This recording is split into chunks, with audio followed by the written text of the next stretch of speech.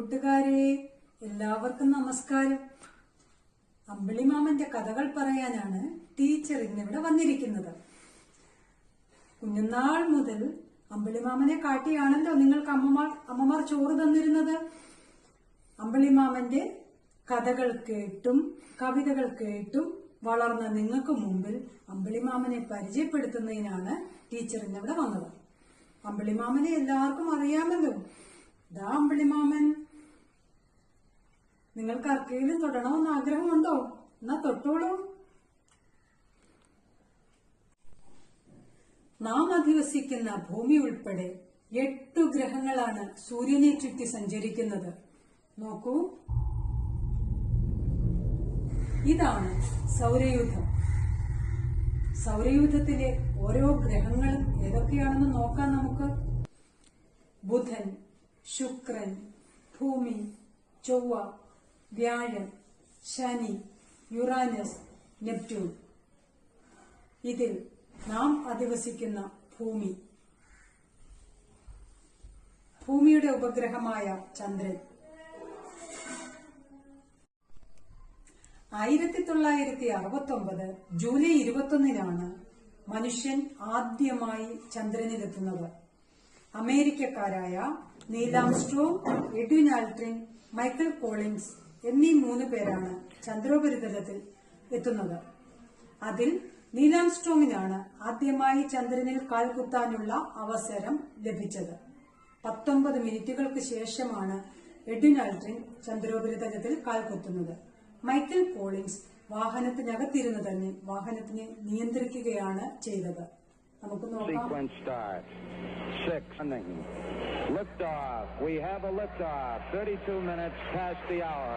Liftoff on Apollo 11. Tower cleared.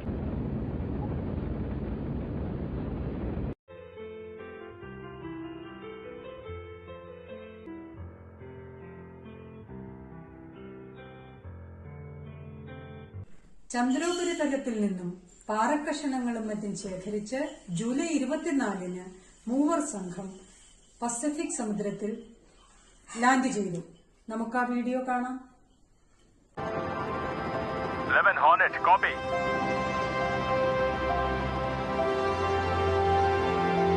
Splash down, splash down. Hornet, copy. पहला astronaut नजर आया है. ബാക്കി വിശേഷങ്ങൾ നമുക്ക് ചന്ദ്രനിൽ പോയി നിന്ന് സംസാരിക്കാം.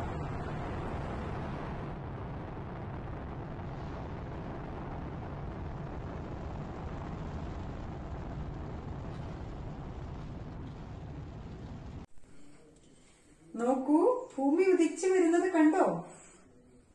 നമ്മൾ ഭൂമിയിൽ നിൽക്കുമ്പോൾ ചന്ദ്രൻ ഉദിച്ചു വരുന്നത് എങ്ങനെയാണോ കാണുന്നത്, അതുപോലെ തന്നെയാണ് ചന്ദ്രനിൽ നിൽക്കുമ്പോൾ ഭൂമി ഉദിച്ചു വരുന്നതും കാണുന്നത്. ഭൂമിയുടെ ഏക പ്രകൃതിദത്ത ഉപഗ്രഹമാണ് ചന്ദ്രൻ. മനുഷ്യന്റെ പാദസ്പർശമേറ്റ ഏക ആകാശഗോളമാണ് ചന്ദ്രൻ. ഭൂമിയുടെ 29.5 ദിവസമാണ് ചന്ദ്രനിലെ ഒരു ദിവസം. വളരെ രസകരമായ മറ്റൊരു കാര്യം ചന്ദ്രനിലെത്തിയാലുള്ള ഭാരമില്ലായ്മയാണ്. ഭൂമിയിൽ 60 കിലോഗ്രാം ഭാരമുള്ള ഒരാൾക്ക് ചന്ദ്രനിൽ വെറും 10 കിലോഗ്രാം ഭാരം മാത്രമേ ഉള്ളൂ. നോക്കൂ, ഒരാൾ ചന്ദ്രനിൽ നടക്കുന്നത് കാണാം. ഇന്നും ലോകം ചന്ദ്രനെക്കുറിച്ച് കൂടുതൽ കാര്യങ്ങൾ അറിയാൻ ശ്രമിച്ചുകൊണ്ടിരിക്കുകയാണ്. ഒരു വനിതയെ ചന്ദ്രനിൽ എത്തിക്കുക എന്ന ലക്ഷ്യം ഏറ്റെടുത്തിരിക്കുകയാണ് നാസ. നിങ്ങളും ചന്ദ്രനെക്കുറിച്ച് കൂടുതൽ കാര്യങ്ങൾ അന്വേഷിച്ച് കണ്ടെത്തുമല്ലോ. എല്ലാവർക്കും ചാന്ദ്രദിനാശംസകൾ.